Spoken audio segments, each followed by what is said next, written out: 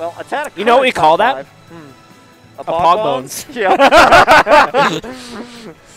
That's a pog bones. That is the I want to poggest see of some bones. pog bones in the chat. Help me out, guys. Chicago, Chicago. IceKnight, ATATA. Yeah. ATATA, the Wolf main, versus IceKnight, the Luigi main, while I am spreading secondary propaganda. I remember the ATATA Wolf. That was a fun week. It was a fun singular Literally 1 week. There he goes. I don't like Ness. Plays Wolf. Immediately comes back and is right back to, I think right after that he was #1 in Illinois. Or Chicago, I should say. I don't want to make the other regions angry, but he's also #1 in the other regions. So what do I know? Indeed. Oh, what a send! Oh, ATATA tries. That's a 0 to death. As we're talking about ATATA's Wolf, his Ness is just going to be obliterated. Yeah, we gotta be talking about IceKnight's Greninja with that excellent gameplay into the Hydro Pump of all time, of all day. These weights off the side, like just the linger. No fast fall, no nothing. IceKnight just knows how to control space even off the stage. He's so confident with his movement. Yeah, ATATA likes to delay a lot when he's off stage. It's one of the reasons that he gets so much mileage on his recoveries with Ness. It's not easy to recover with this character. A lot of people think it is. It isn't. But IceKnight finds ways to do what he can to punish ATATA off stage by catching those delays. However, getting back on stage, ATATA going to hit the PK Fire into F Smash, the home run bat, making an appearance in this set. And ATATA all of a sudden right back in it and has nearly taken the lead despite that 0 to death. That's just veteran. Like, you've been in this position before and before, right? You just know how to come back from those terrible spots. Like, you get clipped, you're still moving, you're still alive, keep it going. And now ATATA has a double the % lead. ATATA is probably the best player I've ever seen at quashing opponent momentum. But here you go, IceKnight. All of a sudden, attack chase, up smash on small battlefield, looking great for the Greninja. Yeah, IceKnight once again up a stock, but you know, as we were just talking about, the veteran experience, let's see what ATATA can do with it. Although IceKnight getting a little bit more mileage on actually attacking the shield. This is different from the Dark Wizzy matchup, and IceKnight figuring it out pretty quickly. Oh, he delayed him there with the Hydro Pump, but the F-tilt just a little bit off. That could have been aces for IceKnight in that situation. Instead, we're going to get the turnaround. Great challenges from ATATA. He wanted to challenge a Shadow Sneak at the perfect angle, but he was just barely off the mark. Able to reset into the yo-yo. Good stuff. But he's, okay, now he's stuck in the corner. Back throw just to get some space and set up a PK Fire. That was more than space. He was able to get a huge punish off of that. This game is even.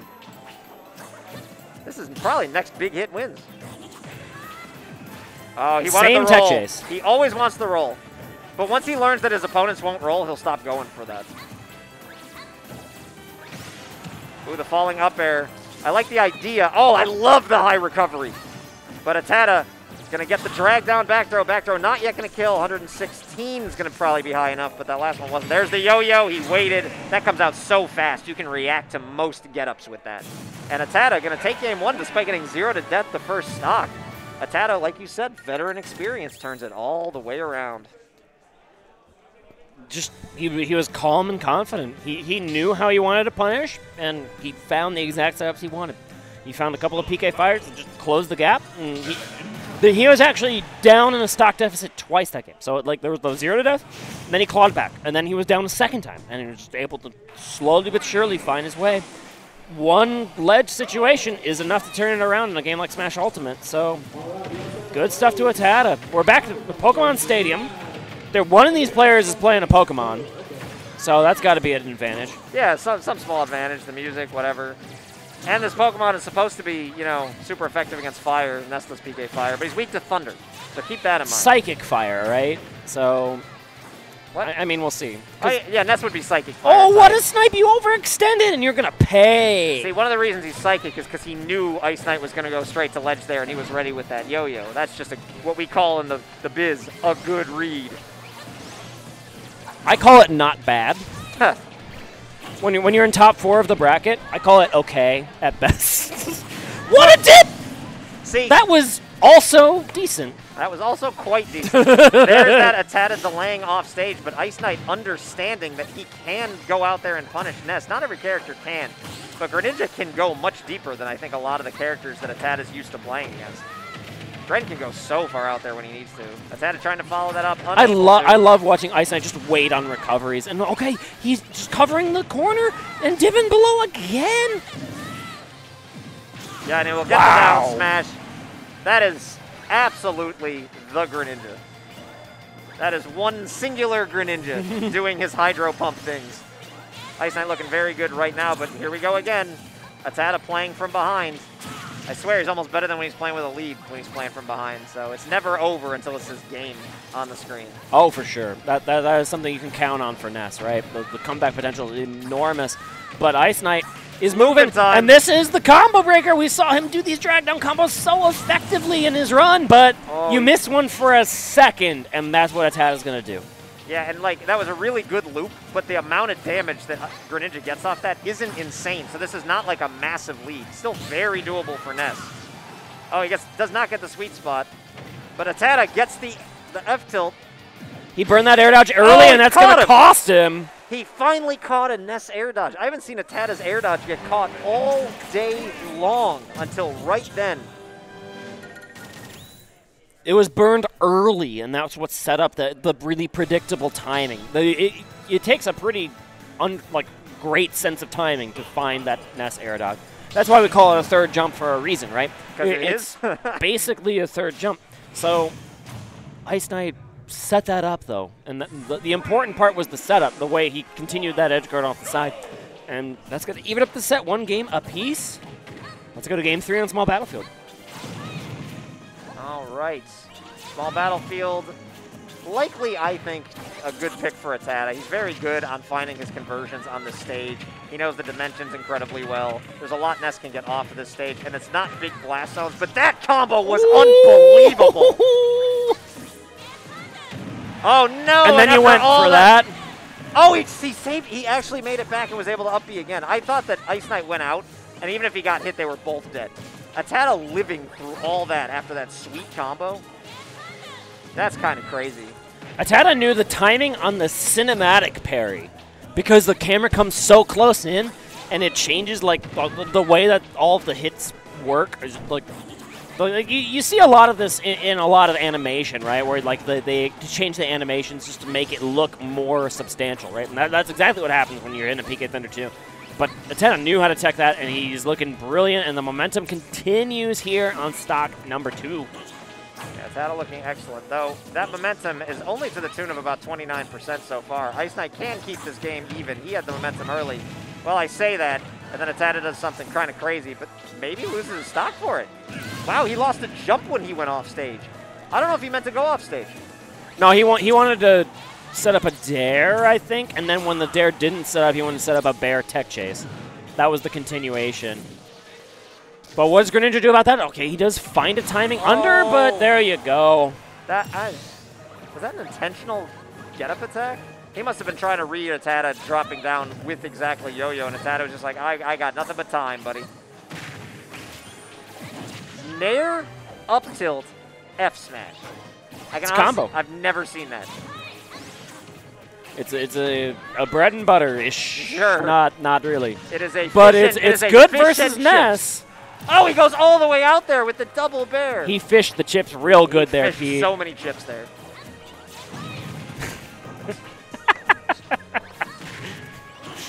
Oh, okay. Well, it's last stock. After I feel like everyone has died sub 100%. It's just been killing blow after killing blow after killing blow.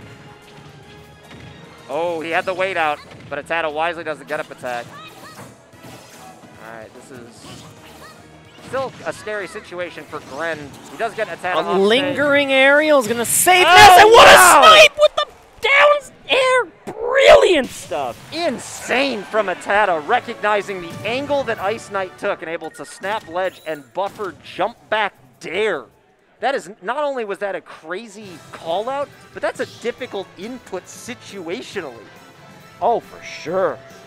And understanding that IceKnight needed the drift, right? He was so low, he couldn't go directly, he couldn't ride the wall. Riding the wall is safer 99% of the time, right? So if you need that drift, you are a sitting duck. You don't have any advanced hitbox forward. to help stop a down air, you are just dead to rights if ATATA calls it out, and he did.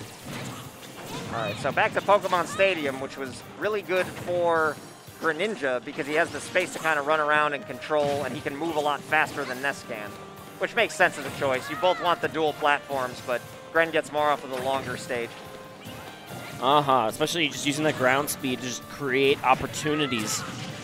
That's not going to take the stock. He goes for the up air. Oh, he gets the snipe with the Water Shuriken, second Water Shuriken.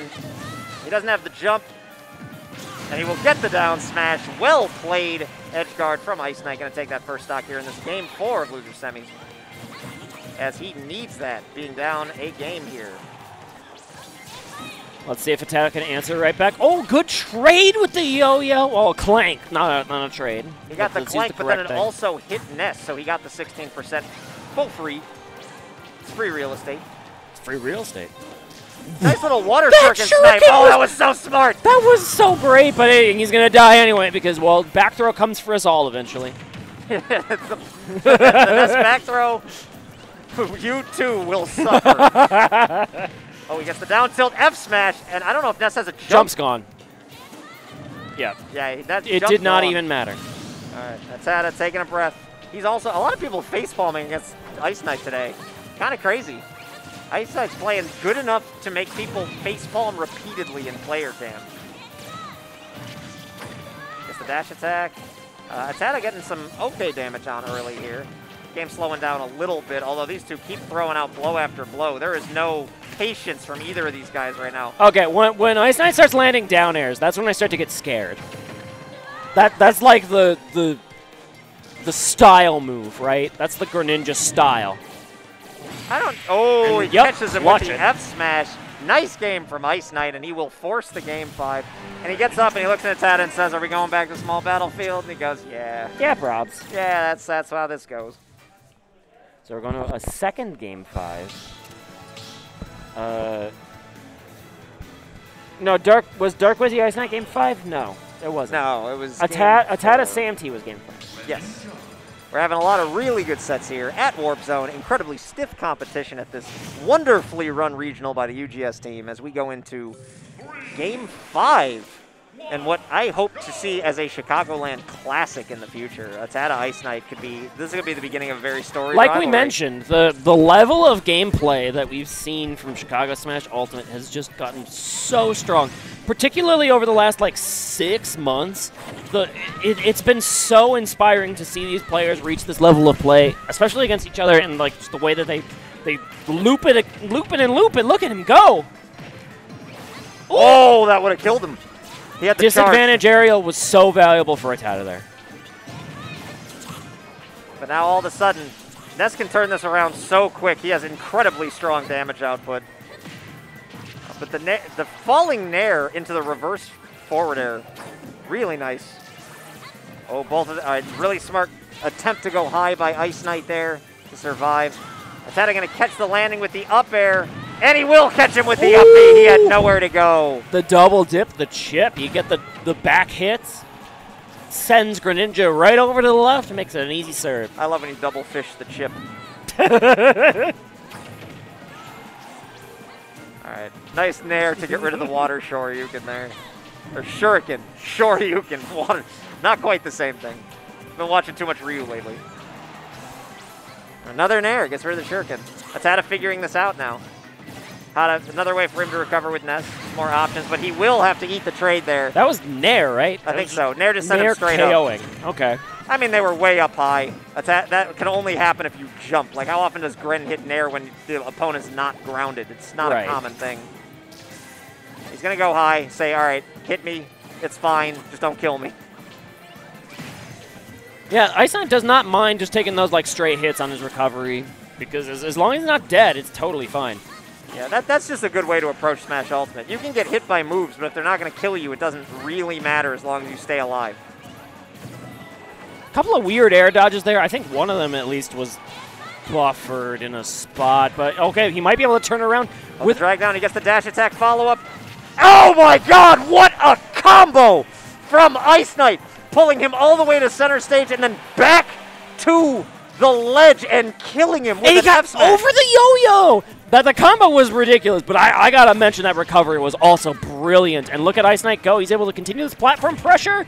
Where's ATATA gonna land? Let's see. Okay, he finds a way to the ledge. And oh, continue the chase. Ooh.